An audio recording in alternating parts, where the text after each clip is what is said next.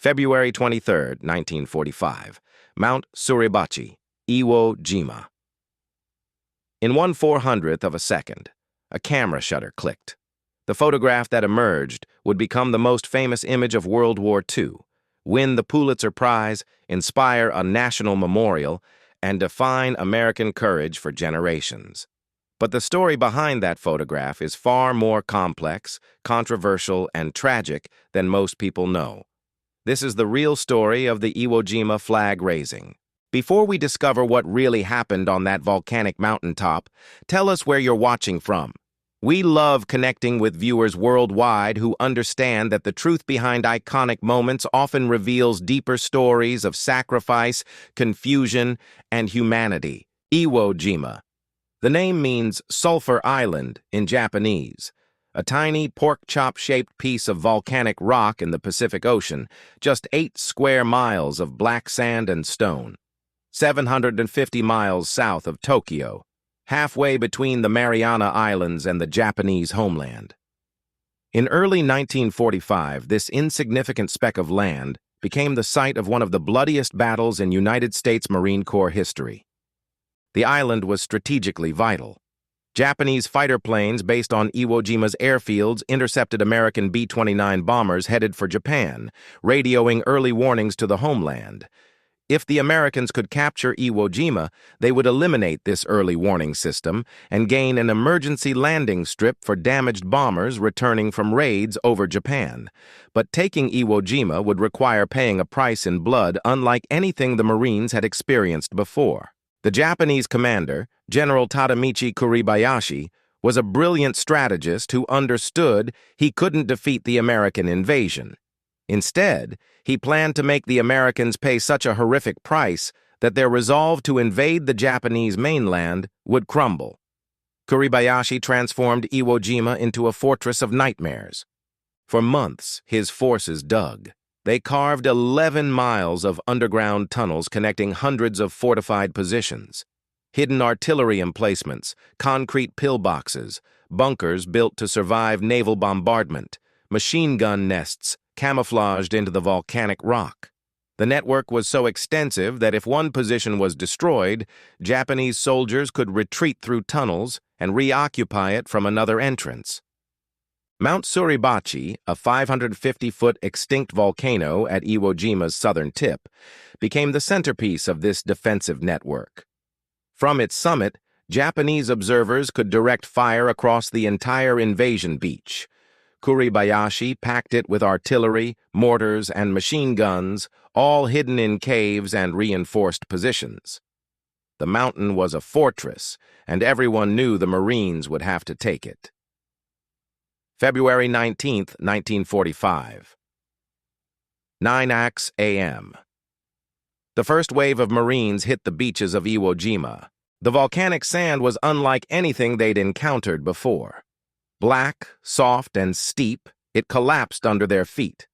Men sank to their ankles with every step. Vehicles bogged down, unable to gain traction. It was like trying to run through loose flour while carrying 80 pounds of equipment. And then the Japanese opened fire. The pre-invasion bombardment, which Navy planners had insisted would only take 3 days despite the Marines requesting 10, had done almost nothing. The Japanese positions were too deep, too well fortified. Kuribayashi had ordered his forces to hold fire during the initial landing, drawing the Americans onto the beach, where they would be trapped against the steep sand terraces. Now, with thousands of Marines pinned down on the narrow beaches, Japanese artillery opened up from positions across the island. Mortars rained down. Machine gun fire swept the beach in overlapping zones of death. The Marines were caught in a killing zone. Among those struggling through the volcanic sand was a young Associated Press photographer named Joe Rosenthal. Joe Rosenthal was 33 years old, stood 5 feet 5 inches tall, and wore thick glasses that should have disqualified him from being anywhere near a combat zone. The U.S. Army had rejected him as a photographer because of poor eyesight. The Marines turned him down for the same reason, but Rosenthal was determined to document the war. In 1943, he joined the United States Maritime Service as a photographer, then rejoined the Associated Press in 1944 to follow American forces across the Pacific. He'd photographed battles at New Guinea, Guam, Palaleu, and Angkor. Now he was on Iwo Jima. On that first day, February 19th, Rosenthal waded ashore with a battalion of Marines, holding his bulky speed graphic camera above his head to keep it dry. The sea was choppy. Running through the sand was exhausting. Gunfire and grenades pelted the beach around him. 2 Marines were hit and dropped dead next to him. Another ran past, untouched. Rosenthal later described it as walking through the rain and not getting wet. He said, "No man who survived that beach can tell you how he did it." In the chaos and terror of D-Day on Iwo Jima, with Marines dying around him, Rosenthal captured a photograph he believed was his most important. In a foxhole on the beach, with 2 dead soldiers in the foreground, he photographed a Marine advancing through the carnage. It was an image of the cost and chaos of war. The photograph that would make him famous was still 4 days away. The fighting on Iwo Jima was unlike anything the Marines had experienced. This wasn't a traditional battle with front lines and flanking maneuvers. This was a war of attrition, fought yard by yard, cave by cave, bunker by bunker. The Japanese didn't charge. They didn't mass for banzai attacks as they had on other islands. They fought from prepared positions, disappeared into tunnels when overwhelmed, and reappeared elsewhere. Every cave had to be cleared with flamethrowers and grenades. Every pillbox had to be destroyed individually. The Marines had to root out defenders who had no intention of surrendering. The 28th Marine Regiment, 5th Marine Division, was assigned the mission of taking Mount Suribachi. Lieutenant Colonel Chandler W. Johnson commanded the 2nd Battalion. He knew the mountain had to fall quickly. As long as Japanese observers controlled that volcanic summit, every Marine on the southern beaches was exposed to directed artillery fire. For 3 days, the Marines fought their way toward Suribachi. The casualties were staggering. Men fell to sniper fire, artillery, mortars, mines, and machine guns hidden in positions they couldn't see until it was too late. The volcanic terrain offered almost no natural cover. Advancing meant crossing open ground under fire, knowing that many wouldn't make it. But slowly, at terrible cost, they pushed forward. By February 22nd, the Marines had isolated Mount Suribachi, cutting it off from the rest of the island. The assault on the mountain itself would begin the next morning. February 23, 1945 dawn. Lieutenant Colonel Johnson ordered a 40-man combat patrol from Easy Company, 2nd Battalion, 28th Marines, to climb Mount Suribachi and take the summit. First Lieutenant Harold G. Schreier volunteered to lead the patrol. The Marines expected a fight. They carried extra ammunition, grenades, and demolition charges. As they began their climb up the steep slopes of the volcano, every man prepared for the Japanese to open fire from hidden positions. But the resistance was lighter than expected. The constant bombardment and flamethrower attacks had driven most of the surviving Japanese defenders deeper into the mountain's caves. The Marines made steady progress upward. At approximately 10:30 a.m., Schreier's patrol reached the summit of Mount Suribachi. They found a long piece of pipe among the debris left by Japanese defenders. Sergeant Henry Hank Hansen and others tied a small American flag to the pipe, one that Schreier had carried up the mountain for exactly this purpose. At 10:37 a.m., they raised the flag. The moment was captured by Staff Sergeant Lewis R. Lowery, a photographer with Leatherneck magazine who had accompanied the patrol up the mountain. As the stars and stripes unfurled at the summit of Mount Suribachi, every Marine, sailor, and soldier who could see it erupted in cheers. Ships offshore blared their horns. The roar of celebration could be heard across the southern beaches. Among those watching from a command ship was Secretary of the Navy James Forrestal. He turned to General Holland, Howlin' Mad Smith, and said, "Holland, the raising of that flag on Suribachi means a Marine Corps for the next 500 years. Then Forrestal made a decision that would change history. He ordered the flag to be taken down and given to him as a memento, A flag that had flown in battle, raised on conquered Japanese territory by Marines who had paid for that ground in blood, Forrestal wanted it for his personal collection. Lieutenant Colonel Johnson was furious. His Marines had fought for 4 days to take that mountain. That flag represented their sacrifice, their fallen comrades, their victory. He wasn't giving it to anyone. Johnson ordered a larger flag to be sent up the mountain. The original would come down and be preserved, but it would belong to the 28th Marines, not to a politician. He wanted a flag so large that every Marine on the island, every sailor offshore, could see it flying from Suribachi's summit. Sergeant Michael Strank received the order: take 3 Marines up Mount Suribachi and raise a second, larger flag. Replace the first flag, but make sure this one could be seen across the entire island.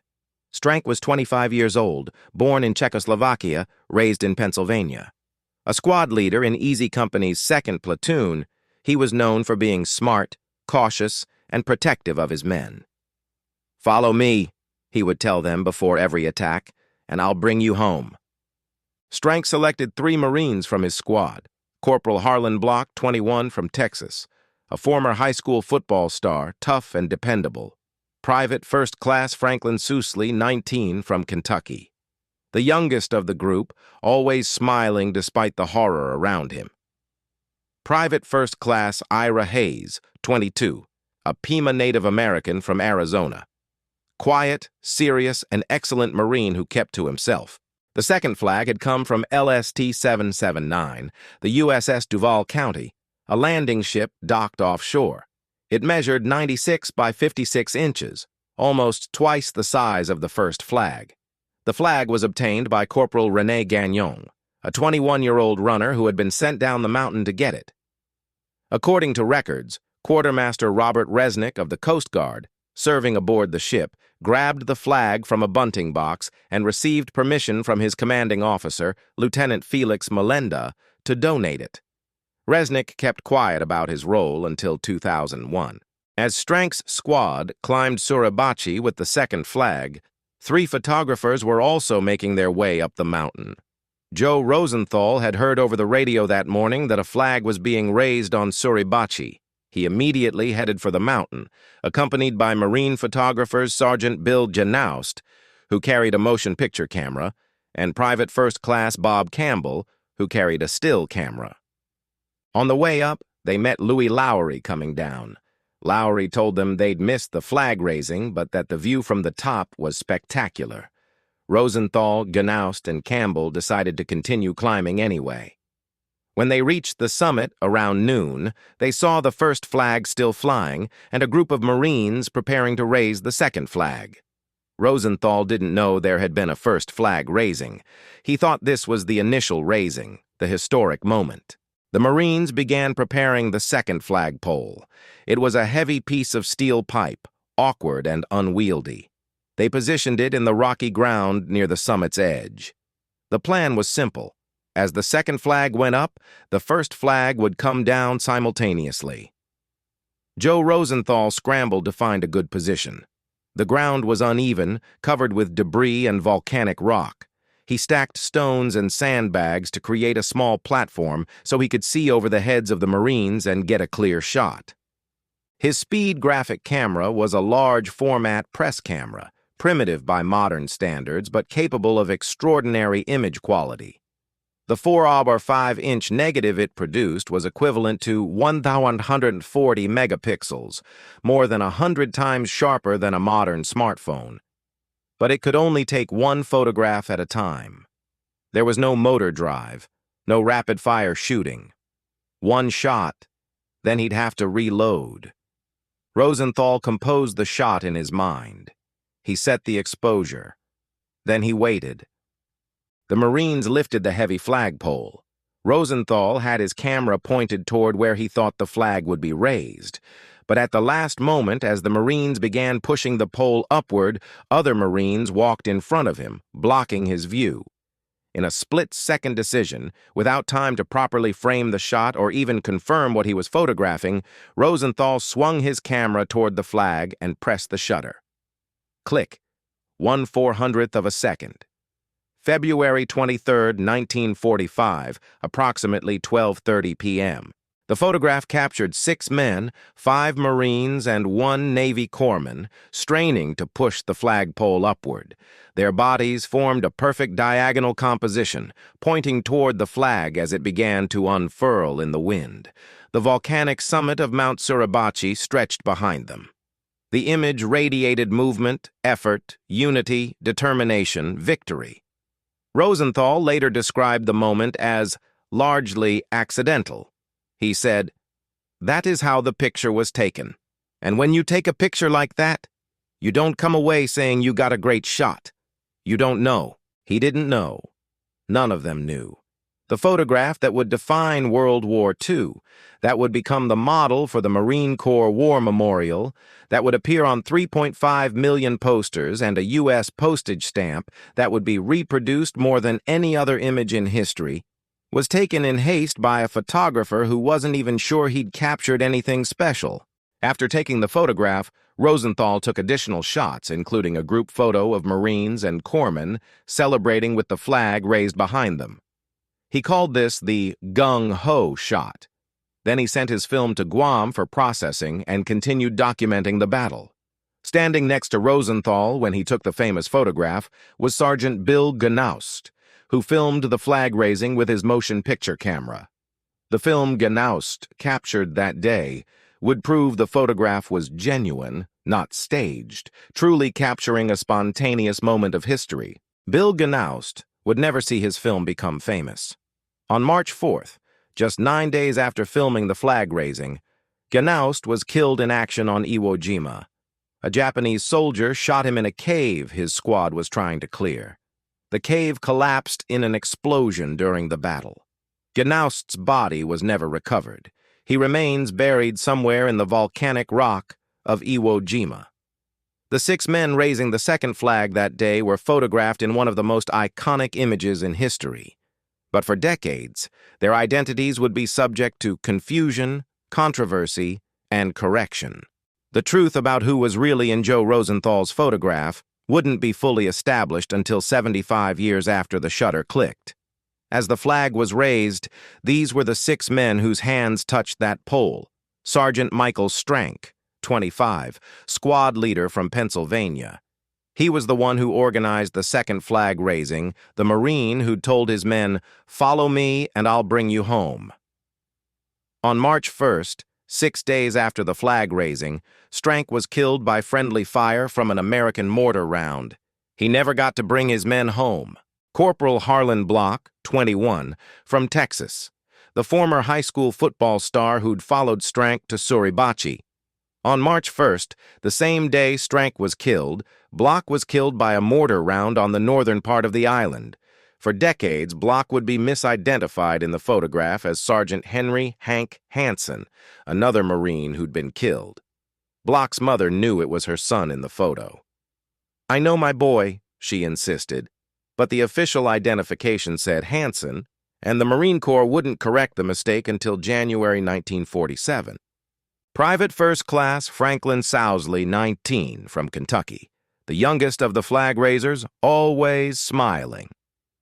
On March 21st, 3 weeks after the flag raising, Sousley was killed by machine gun fire as the Marines pushed north across the island. His mother received the news on her birthday. For decades, Sousley would be incorrectly identified as being in a different position in the photograph than he actually occupied. Private First Class Ira Hayes, 22, a Pima Native American from Arizona. Hayes was one of 3 men to survive the battle and return home. His survival would haunt him for the rest of his tragically short life. Hayes knew that his friend Harlan Block was in the photograph, not Hansen. He told Block's mother the truth. He signed affidavits, but the Marine Corps ignored him for nearly 2 years before finally correcting the record. Hayes became a symbol of Native American service and sacrifice, but also of the government's broken promises to indigenous people. After the war, he struggled with alcoholism and guilt over surviving when so many of his friends had died. He was arrested 52 times for public intoxication. On January 24, 1955, at age 32, Ira Hayes died of exposure and alcohol poisoning in a drainage ditch on the Gila River Indian Reservation. He died drunk early one morning, alone in the land he fought to save, Johnny Cash would later sing. 2 inches of water in a lonely ditch was a grave for Ira Hayes. Private First Class Harold Schultz, from Detroit, Michigan. For 71 years, Harold Schultz was not publicly recognized as being in the photograph. He'd told his family casually about his role, but never sought recognition or publicity. The man initially identified in Schultz's position was Navy Corpsman John Bradley. In 2016, after amateur historians Eric Krella and Brent Westemeyer noticed discrepancies in the photograph, the Marine Corps conducted an investigation. They determined that Schultz, not Bradley, was in the iconic image. Schultz had died in 1995, never having received credit during his lifetime. His daughter said he would have been proud, but wouldn't have wanted attention. "Those flag raisers aren't the heroes," she said. "The heroes are every single person that put on a military uniform and put their life on hold for our country." Corporal Harold Keller, from Iowa. For 74 years, Harold Keller was not recognized as being in the photograph. The man initially identified in Keller's position was Private First Class René Gagnon. In 2019, after further investigation by amateur historians including Brent Westemeyer, the Marine Corps determined that Keller, not Gagnon, was visible in the photograph. The FBI assisted in the investigation using facial recognition technology and detailed analysis of photographs and film from that day. Colonel Keel Gentry, who served on the Marine Corps Review Board, said the evidence was a slam dunk. So what about the men who weren't in the photograph, but were long believed to be? Pharmacist's mate, second class. John Bradley, a Navy corpsman, was initially identified as one of the flag raisers in the famous photograph. Bradley rarely spoke about the flag raising, deflecting questions and claiming he couldn't remember details. His son, James Bradley, wrote a best-selling book in 2000 called Flags of Our Fathers, which solidified the public's belief that John Bradley was in the photograph. Clint Eastwood directed a film adaptation in 2006, but it was wrong.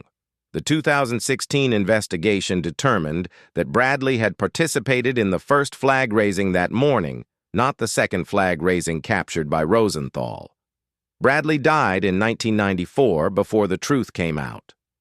Private First Class René Gagnon from New Hampshire was also initially identified as one of the flag raisers. Gagnon had been sent down the mountain to obtain the second flag and had helped carry it up to the summit. He was present during the flag raising and played an important role.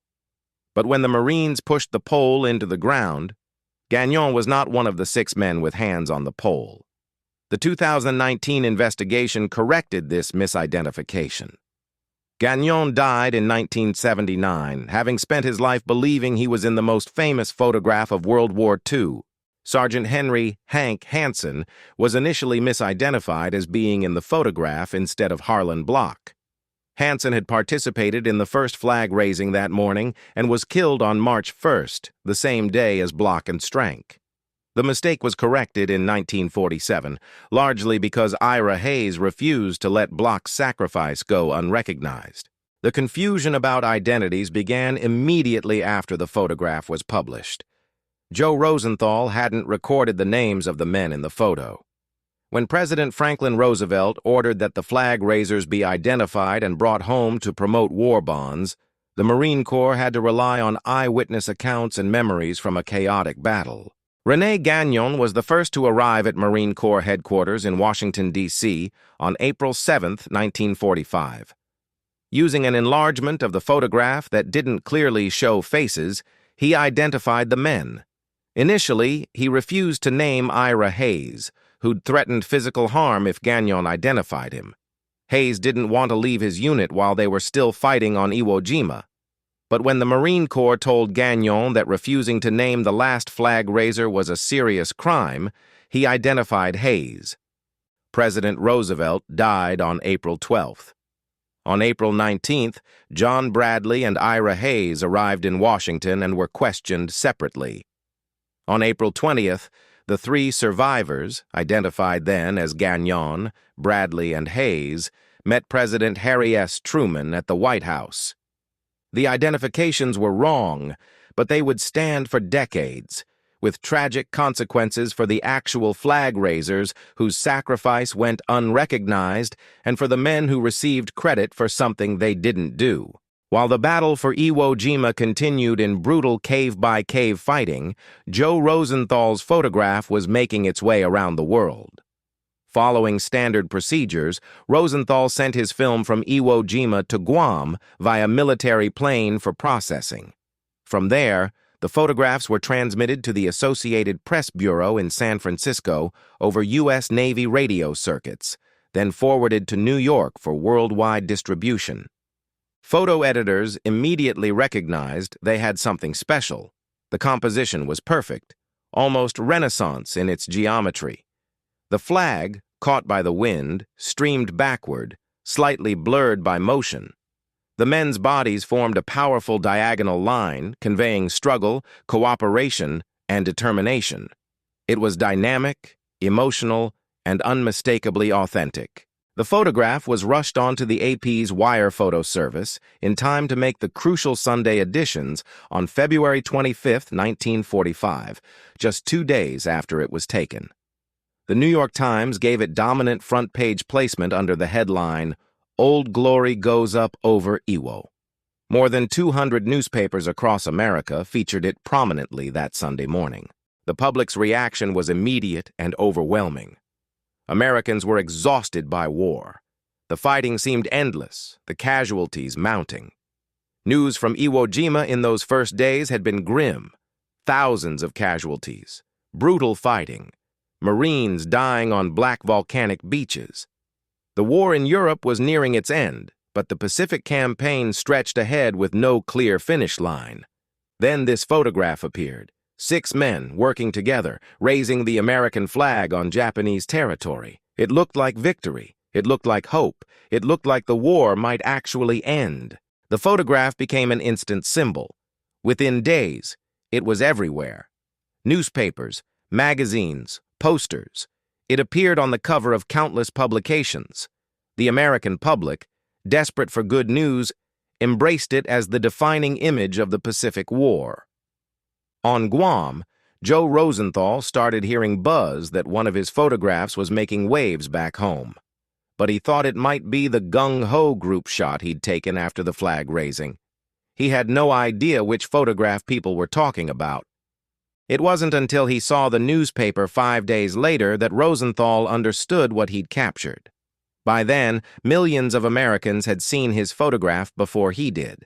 Almost immediately, questions arose about whether the photograph was staged. The controversy began with a misunderstanding. When Rosenthal was asked if he'd posed the photograph, he said yes, thinking the reporter was referring to the gung-ho group shot he'd taken afterward. That's the one he'd posed deliberately. But the reporter thought Rosenthal was admitting to staging the famous flag-raising image. The rumor spread quickly.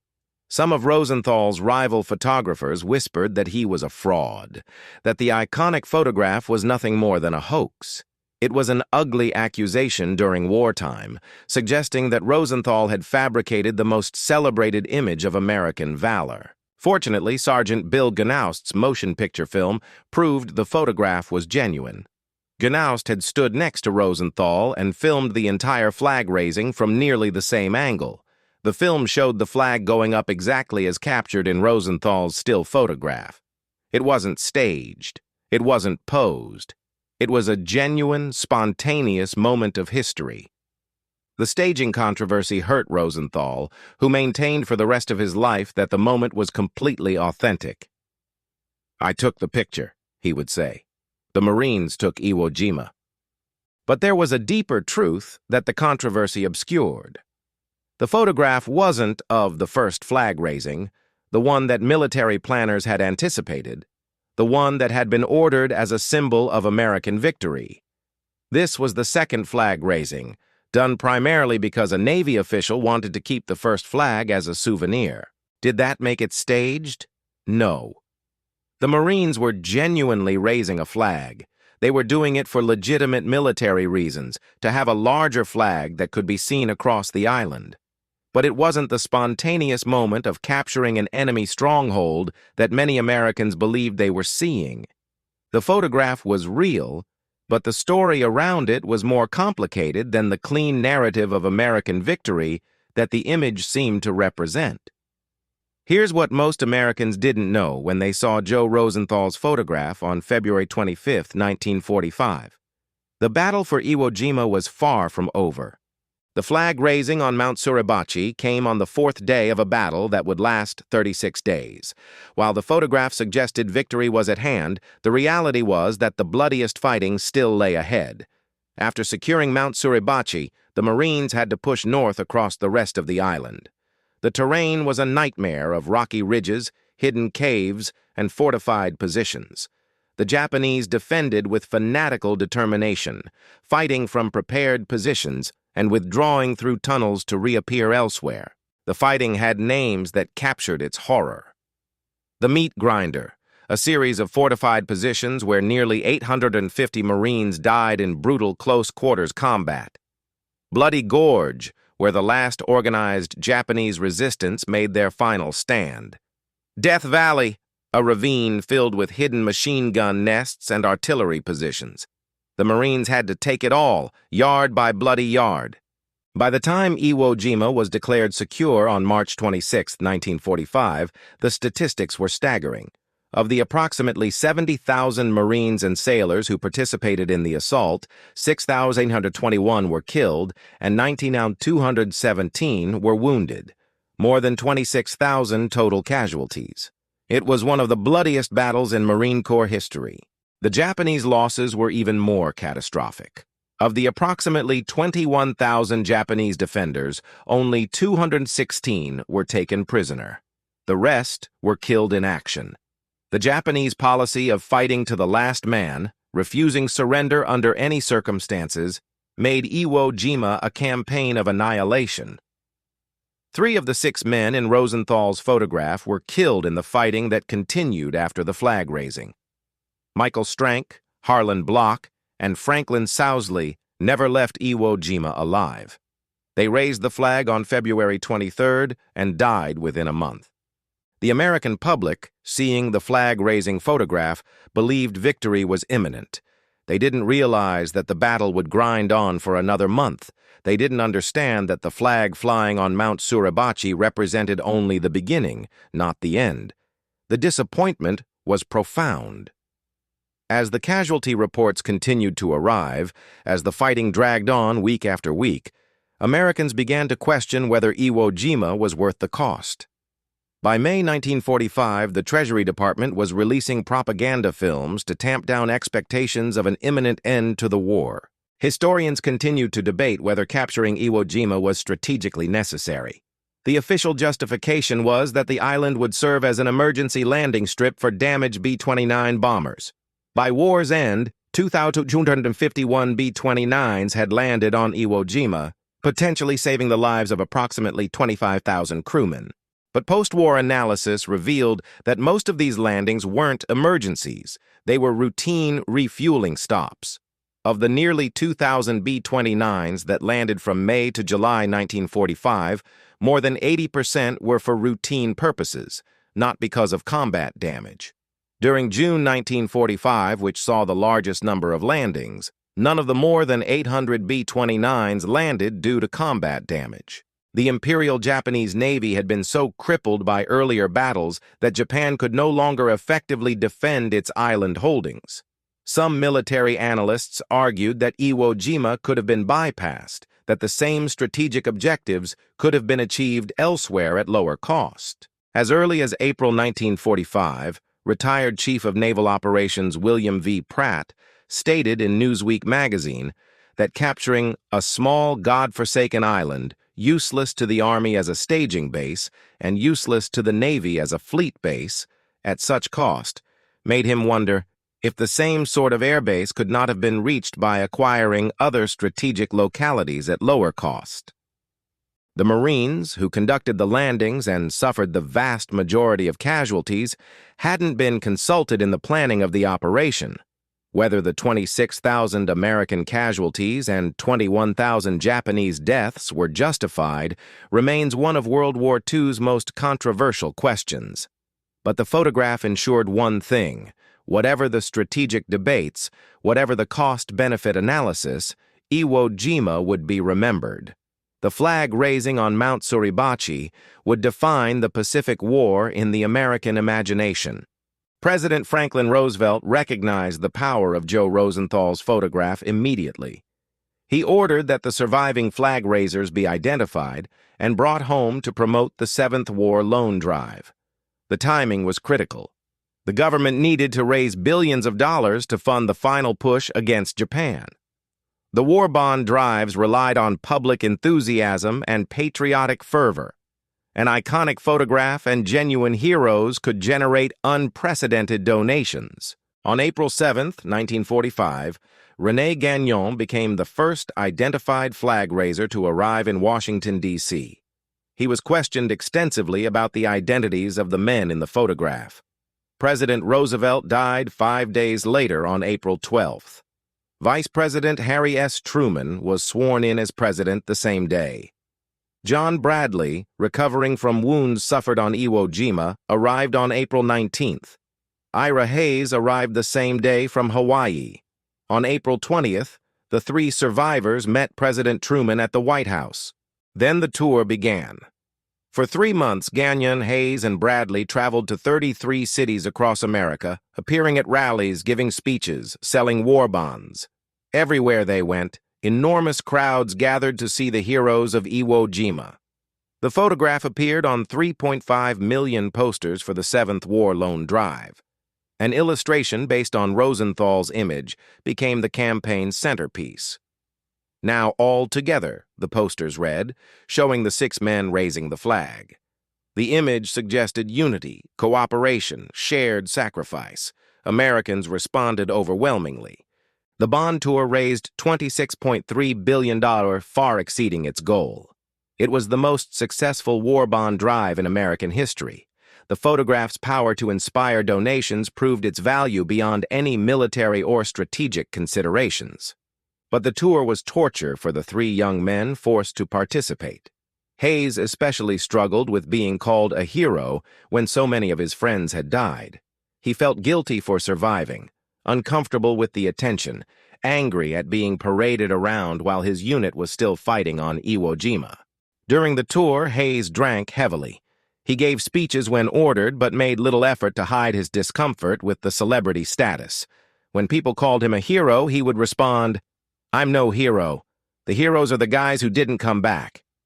Bradley rarely spoke about the flag raising, deflecting questions and claiming he couldn't remember details. He seemed to want to forget the entire experience. Looking back, knowing that Bradley wasn't actually in the photograph, his evasiveness makes sense. He'd been present during the first flag raising, and the confusion between the 2 events may have genuinely blurred his memories.